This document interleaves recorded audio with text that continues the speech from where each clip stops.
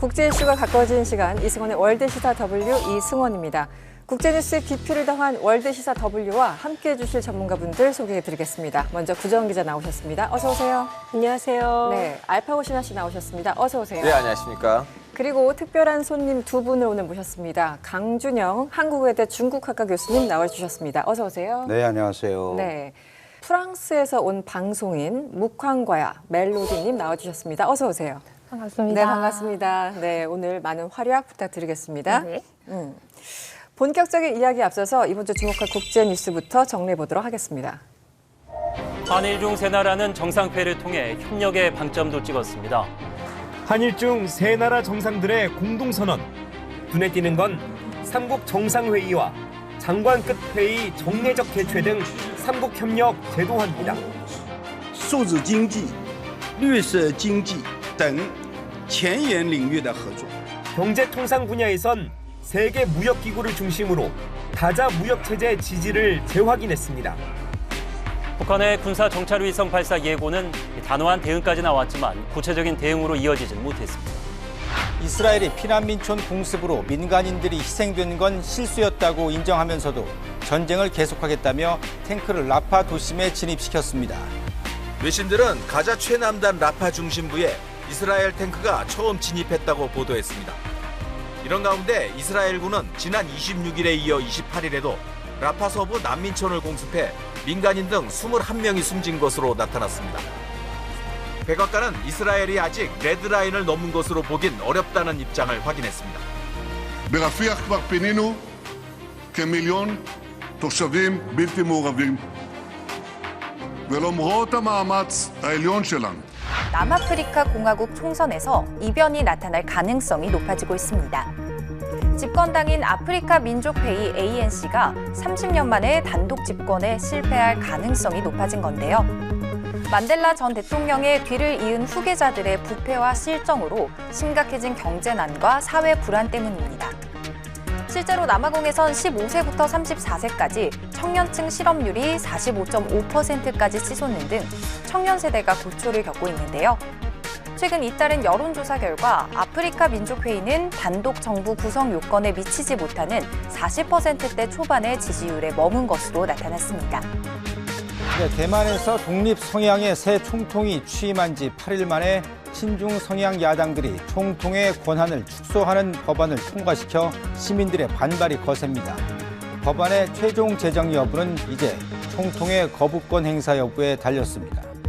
야당은 대만의 정치 체제가 총통에게 너무 광범위한 권한을 부여하고 있다며 정부에 대한 입법원의 감독권을 강화하는 의회 개혁법을 추진했습니다. 특히 입법원에 부여되는 국방비와 같은 예산 통제 권한은 중국의 가장 큰 이점으로 작용될 수 있습니다. 수만 명의 시민들은 대만의 민주주의를 훼손한다며 대규모의 시위를 벌여 혼란이 가중되고 있습니다.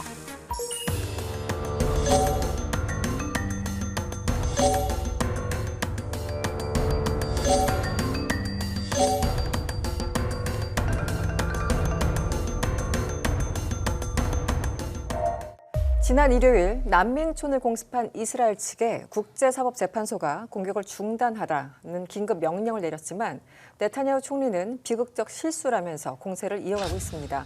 이스라엘 내부에서도 분열 위기가 감지된다라는 여러 가지 얘기가 나오는데요. 지금 무슨 일이 벌어지고 있는지 알파 기자님 설명해 주시죠. 이제 이 사태가 터지기 전에는 이미 지금 내각에 있는 분들 중에서 이제 국가통합당의 당대표 네. 이제 베니 간츠라는 분인데 이분이 군 출신이거든요. 그분 보기에는 군인으로서 보기에는 물론 이제 전쟁을 해야 되는 거 맞는데 근데 이 전쟁에 가는 방향이 군으로서 좀 뭔가 문제가 있다는 거를 깨닫고 그리고 국제적으로도 이제 고립이 시작했기 때문에 그렇죠. 네. 그래서 베니 간츠 보기에는 이대로 가면 오히려 우리가 피해를 볼 것 같으니 몇 가지가 필요하다. 그래서 그 몇 가지를 마련하지 않으면 나는 이 내각으로부터 빠지겠다. אבל אם תבחר ללכת בדרכם של קנאים ותוביל את האומה כולה אל תהום, נאלץ לפרוש מהממשלה. 그 중에 하나는 뭐냐면 전쟁 이후에 가자를 어떻게 할 것이냐. 이거는 공식적으로 좀 얘기해봐요. 오케이, 우리는 하마스를 다 죽였어. 그럼 그 다음에는 가자에서 우리는 뭐 할 거예요? 가자를 어떻게 할 거예요? 도대체 앞으로 목표 지향점이 무엇인가? 그거 다 얘기해줘야 되고 그리고 이대로 가면 전쟁에 이길 수가 없어요. 왜냐하면 군인이 부족하거든요. 그래서 새로운 군인을 뽑을 수 있는 제도를 만들어내야 되는데 그것도 또 내부적으로는 일부 하레디 보수파들은 군인을 다 보내는 거로 반대하거든요. 얘들이 강조를 안 하면 우리 나라를 떠나겠다고 말까지 나왔는데 이렇게 몇 가지 이제 동보를 했는데 6가지 내용을 가지고 동보를 했는데 이거를 며칠 안에는 빨리 정해주지 않으면 제가 떠나겠다고 했는데 나타냐후는 아니 어떻게 나한테 동보를 하냐? 너 가서 팔레스타인에 하마스한테 동보를 해줘야 된다. 나는 이 나라의 종인데도 좀 약간 너 누구 편이냐? 내부 총질을 하느냐 이런 뜻이네요. 예. 네. 근데 이분뿐만 아니고 동시에 또 요라브 갈란티라는 또 이제 전쟁 내각의 이분은 장관이기도 하거든요. 국방부 장관이에요. 네네. 그분도 지금 문제가 있다는 거를 제기를 했는데 אני שב ומבהיר, לא אסכים להקמת ממשל צבאי ישראלי בעזה, אסור לישראל לשלוט אזרחית ברצועת עזה. 그러니까 이제 문제가 뭐냐면 전쟁이 너무 오래 걸렸어요. 이 정도로 전쟁이 걸렸으면 좀 어느 정도 성과가 있어야 되는데 그렇죠. 몇 개월째입니까? 며칠 전에는 하마스는 텔아비브 수도를 때렸거든요.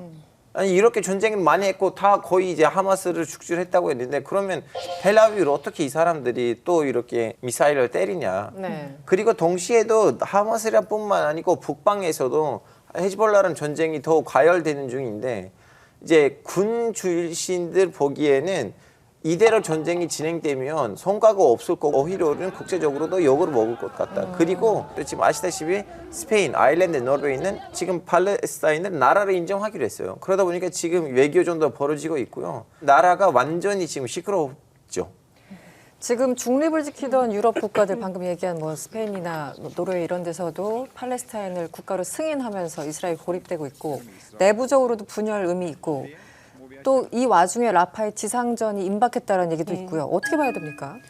사실 내부 분열은 이스라엘에선 상수이기는 했어요. 그동안에도.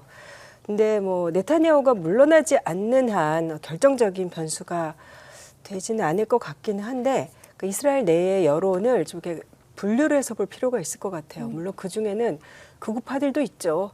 가자 지구 사람들 다 몰아내고 유대인이 가서 살자 뭐. 근데 그런 사람들은 극소수의 진짜 그런 목소리일 뿐이고 이제 반 네타냐후 여론이 이제 큰데 한마디로 이 전쟁 이제 좀 정리해야 된다.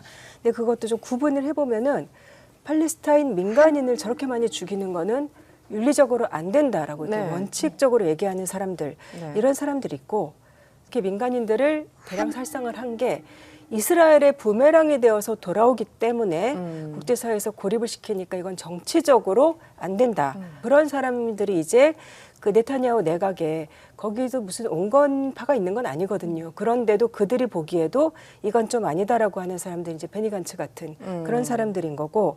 근데 이들이 공통되게 지적하는 게 이제 그 전쟁 이후를 어떻게 할 거냐인데 이제 팔레스타인 정부, 자치정부가 가자지구까지 관할을 해야 된다라는 게 이제 미국과 그동안의 아랍국들의 전반적인 입장이라고 볼 수 있고, 근데 이스라엘이 거기다 반대를 하고 있는 거고, 현실적으로 자치정부의 사실 그런 능력이 모자라지 않느냐, 이제 이게 문제고, 그러면 이스라엘이 만약에 점령 통치를 하는 경우, 지금 그 국방장관 얘기한 게 그건 안 된다.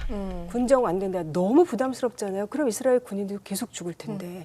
이제 그렇게 되면은 결국은 간츠가 얘기한 게 이거를 모종의 어떤 로드맵을 만들어서 그러면은 국제사회가 합의해서 어떤 공동 관리 같은 공동 통치 같은 걸 해야 되는데 지금 문제는 네타냐후가 버틸 수 있는 게 대안이 없어서. 네타냐후가 사실은 계속 그렇게 집권할 수 있는 것도 그 전에 뭐 간츠니 뭐니 다들 총리하려고 하고 또 하기도 하고 했는데 다 안 됐잖아요. 결국은 전쟁이 어느 정도 더 장기화될지 모르지만 제가 보기에는 간츠가 이야기한 방향들 그런 방향으로 결국은 가기는 갈 거예요. 문제는 언제 그렇게 갈 것이며 그 시점이 언제가 될 건가의 문제겠죠. 혹시 그리고 한 가지 더 추가하자면 간스가 이제 군인이니까 군인 눈으로 보잖아요. 간스가 하는 말이 뭐냐면 우리 지금 사실은 하마스는 그나마 테러 조직인데 더 위험한 거는 헤즈볼라이거든요. 그리고 헤즈볼라 뒤에 있는 이란인데 이란을 이 동네에서 제일 싫어하는 나라는 어디예요? 사우디예요. 물론 지금 관계 정상화를 했긴 했지만 또 물밑에서 사이가 안 좋아요. 그래서 간스가 하는 말이 뭐냐면 우리는 빨리 사우디랑 외교 정상화를 해야 돼요. 아직도 사우디하고 이스라엘이 서로 승인을 안 했어요. 서로 나라로 지급을 하지 않거든요. 공식적으로.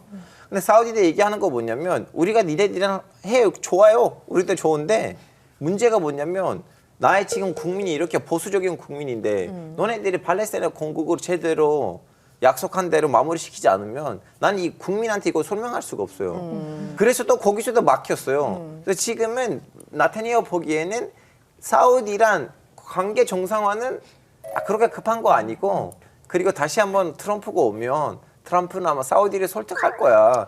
우리 지금 이거 급한 거 아니에요. 근데 깐치 보기엔 이거 너무 급하거든요. 빨리 해야 되는데 안 하고 있다. 알겠습니다.